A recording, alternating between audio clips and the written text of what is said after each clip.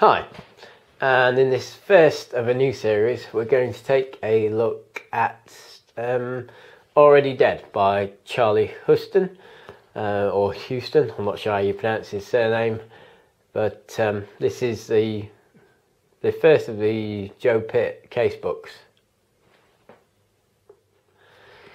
Now, at its heart it's a vampire book, but it's not quite the same as your average vampire book. Think less velvet wearing people that mope around, think more people that have got a disease and have formed underworld societies. They've actually in fact split into clans. These clans, if we look inside the front of the book here, you'll see that there's a map, and it shows how the area of Manhattan where the book is set is broken up into clan control. And the main protagonist here, Joe Pitt, who's named on the front, it says a Joe Pitt novel, is a rogue. He doesn't work for a clan. He's cut some deals with other clans. He's asked to investigate a outbreak of another disease that turns people into zombies, and this gets him involved in a plot that twists and turns and moves to a very interesting conclusion. It's like I said earlier, it's a vampire book, but it's not your usual vampire book. I mean, they can't go out in the daylight. They have regenerative powers, that kind of thing.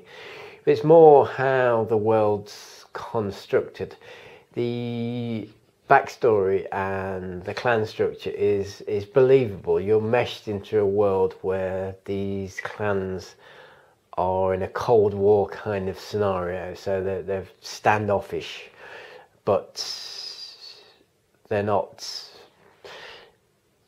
brazen. They need to remain hidden, so how they feed is has to be done cautiously, and the clans frown on people that sort of feed wantonly and stuff like that. So that side is really good. The writing style is great. It's first person from Joe's point of view, so I kind of like that. I'm not always a fan of first person narrative, but it works here. The one thing that, if you've not read a Charlie Huston book before, is he uses dashes to start dialogue. He doesn't enclose it in speech marks, and it works. I kind of wish it was speech marks, but it does actually work, and once you've read a few pages you kind of get used to who's speaking, and there's no said or descriptive afterwards, so it's dash, dialogue, end. All the descriptive stuff is done in the main narrative from Joe Pitt's point of view. That kind of works again. It's a page turner. You pick this up and you'll be through it. It's what is it? It's a few hundred pages, I think. It's 277 pages in this edition.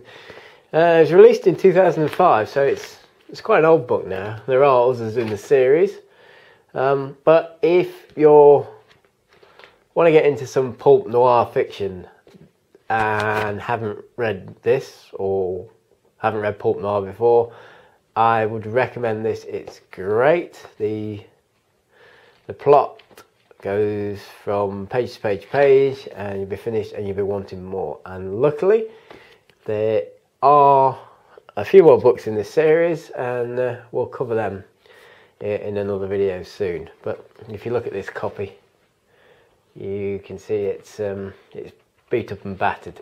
That's because I've read this more than once, and if a book's read more than once, or 3 or 4 times like I've read this in my collection, that shows it's good, because I have a big collection of books. So there you go.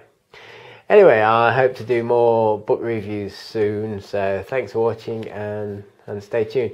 Oh, and if you're a independent author on Amazon, like I am, I have a Kindle book, and you want me to give it a review, just let me know. Send me a sample or whatever.